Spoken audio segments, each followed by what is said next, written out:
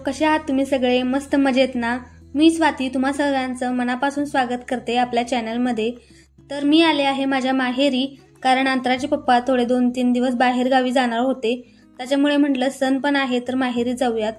आलोय मी आता माहेरी आणि इकडे आमच्या मम्मीची भोगीची तयारी सुरू होती, कारण आज भोगीचा सण होता, म्हणून ही सगळी अशी तयारी करून ठेवली होती आम्ही सगळ्यांनी मिळून।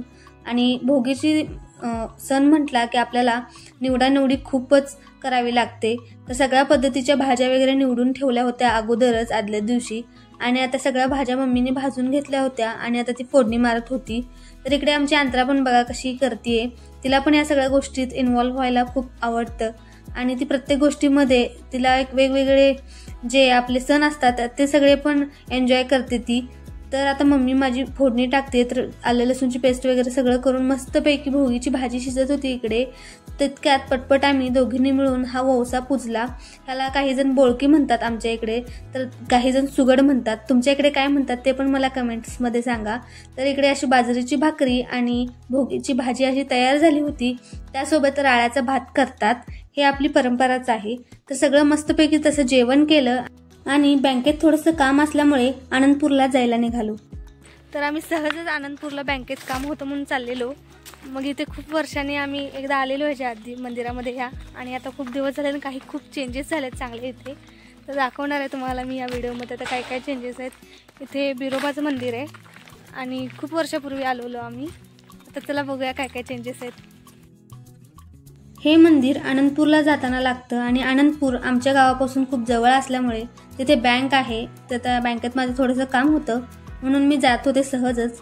तर खूप वर्षाआधी मी आलेले ह्या मंदिरामध्ये, तर म्हटलं चला जाऊयात, आज पण दर्शन घेऊन येऊयात, काय काय नवीन चेंजेस झालेत का ते पण बघूयात म्हटलं। तर हे आहे विठ्ठल बिरदेव मंदिर आणि इथे बिरदेव आणि विठ्ठलांची मूर्ती आहे आणि असं मंदिर बनवलंय आणि त्याच्या बाजूलाच छोटंसं गार्डन वगैरे असं खूप छान इथे बनवलंय आणि इथे आल्यानंतर एकदम शांतता वाटते।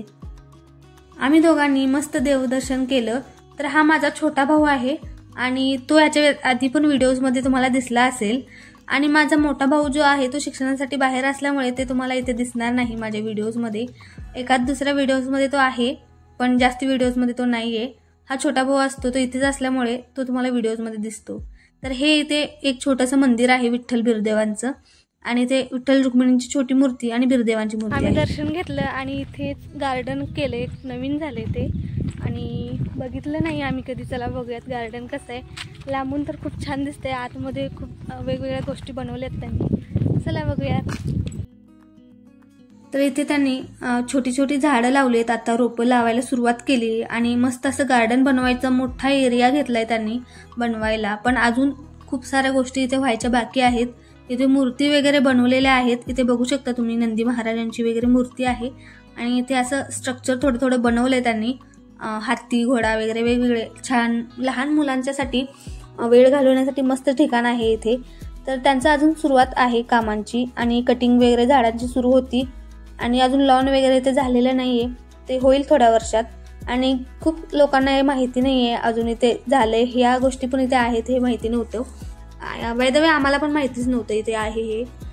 मग आम्ही आतमध्ये गेलो मंदिरात आणि त्याच्यानंतर बघितलं तर इकडे हे काहीतरी दिसत होतं, बघू शकता तुम्ही नंदी महाराजांची किती मोठी मूर्ती आहे, आणि एक छोटीशी महादेवाची पिंड सुद्धा आहे, आणि मागे काही अशी गोष्टी आहेत, चला बघूयात काय काय अजून जास्त खूप काही काही आहे इथे।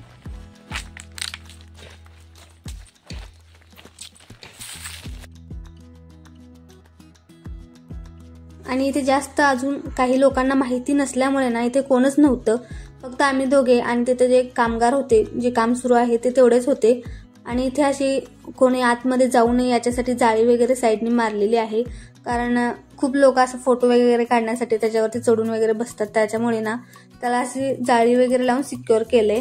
आणि इथे बसण्यासाठी पण छान बेंचेस वगैरे केल्यात त्यांनी, आणि इथे असा घोडा, उंट आणि वेगवेगळ्या पद्धतीचे त्यांनी इथे प्राणी वगैरे बनवलेले आहेत, वाघ, सिंह, आणि छोट्या मुलांना खेळण्यासाठी पण पुढे गोष्टी आहेत, इथे झोका बांधलाय त्यांनी, आणि परत घसरगुंडी वगैरे जे पार्क्समध्ये असतं ना ते सगळं असं मोठा पार्क बनवलाय त्यांनी, आणि जागा पण बघू शकता तुम्ही किती प्रशस्त जागा आहे इथे, अजून पुढेही खूप मोठी जागा आहे यांची, पण त्यांचं काम अजून सुरू आहे। आणि हे थोडासा गाव भाग असल्यामुळे ना इथे कोण जास्त येत नाही, कारण प्रत्येकाला आपल्या घरच्या घरी कामं असतात, त्याच्यामुळे इकडे कोण यायला जात नाही. पण अजून हे डेव्हलप झालं ना तर खूप छान होईल असं मला वाटतं. इथे लहान मुलांच्यासाठी असा छोटासा प्लेइंग एरिया आहे आणि इथे वेगवेगळ्या घसरगुंडी वगैरे आहेत. आणि हा बघा आमचा सगळ्यात छोटा मुलगा.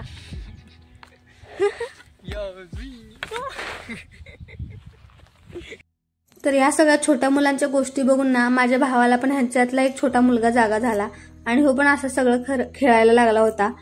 तर थोडा वेळ म्हणलं चल पटपट पुढे जायचंय आपल्याला घरी, अजून अंतराला सोडून आलोय आपण घरी. आणि त्याला सांगितलं आणि पुढे गेल्यानंतर मी पण पाळण्यात बसले, असेच थोडंसं झोके घेतले, कारण खूप वर्ष झाले ना असं बसून वगैरे. इथे त्यांनी आता काम सुरू केलंय, अजून भरपूर इथे गोष्टी व्हायच्या बाकी आहेत. आणि गार्डनमध्ये ते लॉन वगैरे असतं ते करणार आहेत असं वाटतंय. अजून तर सुरुवात केली आहे आणि थोडीशी एवढंच आहे इथे. चला आता एक इथे ह्याची मूर्ती आहे हनुमानची, ती पण मी तुम्हाला दाखवते. तिथे दिसत असेल थोडीशी तुम्हाला ही, ती तिथे जाऊन बघूया आपण. चला.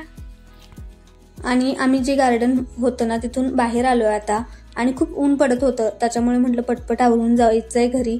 आणि इथे आता बजरंग बलींची मूर्ती तुम्हाला दिसते ना, ही मूर्ती जवळपास माझ्या माहितीनुसार 8-10 वर्षाच्या पाठीमागची आहे आणि अजूनही खूप छान मूर्ती आहे ही. इथे अशी मूर्ती आहे हनुमानांची आणि इकडे मंदिर आहे, जे आपण आता गेलेलो मंदिरामध्ये तो मंदिर.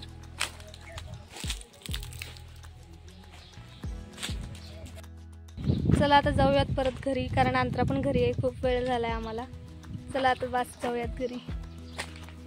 आम्ही अंतराला घरी ठेवून आलो होतो, त्याच्यामुळे आम्हाला पटपट सगळं आवरून घरी यायला लागलं.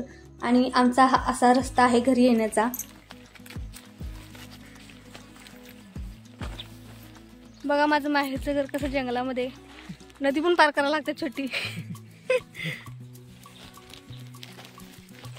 आमचं घर शेतामध्ये आहे आणि घराच्या समोर असा छोटासा ओढा गेलाय आणि याच्यामध्ये असे मासे पण दिसत असतील ना तुम्हाला. असे मासे आहेत इथे, खूप मोठे पण मासे आहेत, पण पाण्याचं थोडंसं कमी झाल्यामुळे ना आता ते तुम्हाला दिसत नसतील.